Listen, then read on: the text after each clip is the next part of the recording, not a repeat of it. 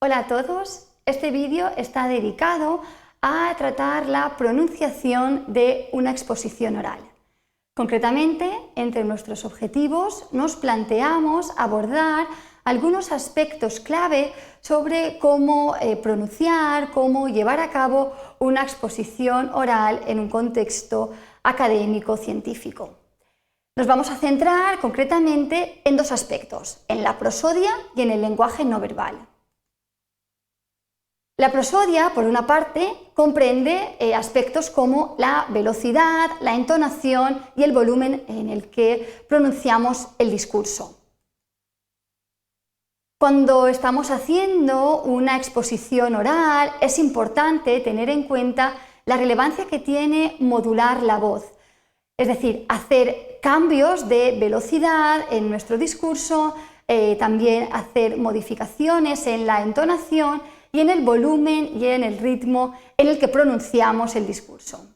Esto nos va a permitir, desde luego, transmitir significados diferentes, pero también va a contribuir a que podamos realzar algunas partes específicas del discurso, porque, por ejemplo, nos interesa que el público, el oyente, repare en estas cuestiones por la importancia que pueden tener.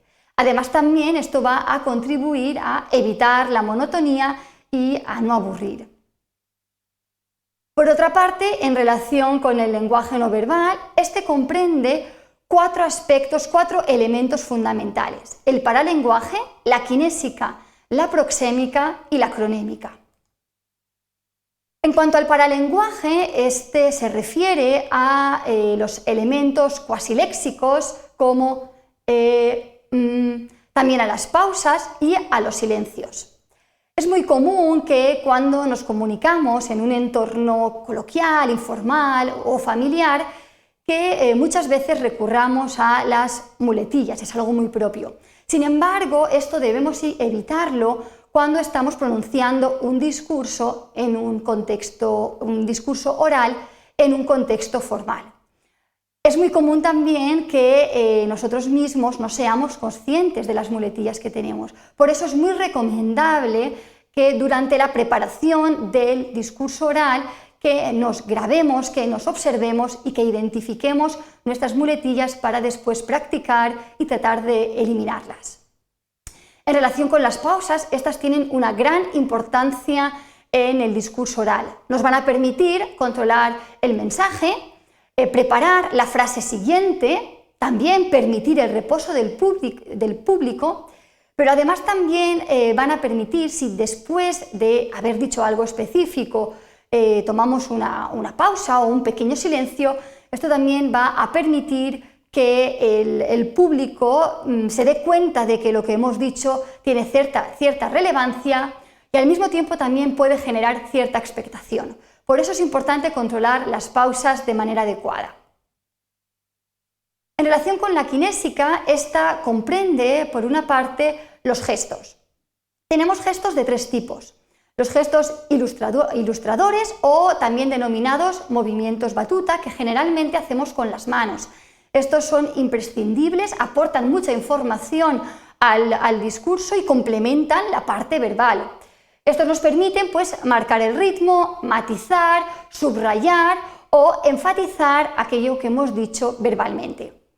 Por otra parte, tenemos también los gestos reguladores, que hacemos bien con las manos o bien con la cabeza. Estos normalmente se refieren o involucran la interacción de más de una persona y nos van a permitir abrir o cerrar una conversación, pedir o ceder el turno de palabra, y cuando estamos escuchando a un orador, nos van a permitir manifestar que le estamos escuchando de forma activa, por ejemplo, asintiendo con la cabeza. Y por último tenemos los gestos adaptadores, que solemos hacer con objetos o con nuestro propio cuerpo. Estos son los gestos que debemos evitar. Son, por ejemplo, cuando utilizamos un boli, cuando nos tocamos la ropa o nos tocamos el cabello.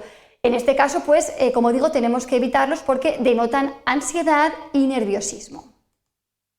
La kinésica, además, también incluye aspectos de mirada, que en este caso es importante cuando nos estamos dirigiendo a un auditorio que la mirada se reparta entre todos los asistentes.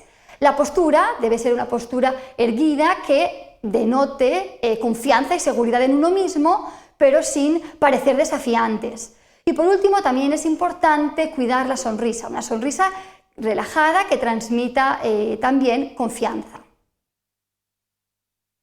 Otra cuestión del lenguaje no verbal es la proxémica. Esta se refiere a la importancia de aprovechar de manera adecuada el espacio del que disponemos. Esto no implica, sin embargo, que si estamos de pie debamos movernos en exceso, ya que eso también puede denotar cierto nerviosismo. Es decir, debemos movernos de forma controlada, aprovechando el espacio. Como esto muchas veces puede resultar un tanto complicado, algunos ponentes pueden preferir dar su discurso sentados o detrás de un atril, que siempre da mayor seguridad. Y en relación con la cronémica, esta se refiere también a la importancia de controlar el tiempo del que disponemos. La mejor fórmula para controlarlo, además de la experiencia desde luego, es practicar previamente al momento de pronunciar el discurso oral. Es posible que tengamos algunos avisos externos de los organizadores, del profesor, del tribunal, que nos está evaluando o que nos están escuchando, avisos externos que nos marquen que se está acercando el límite de tiempo que tenemos para exponer.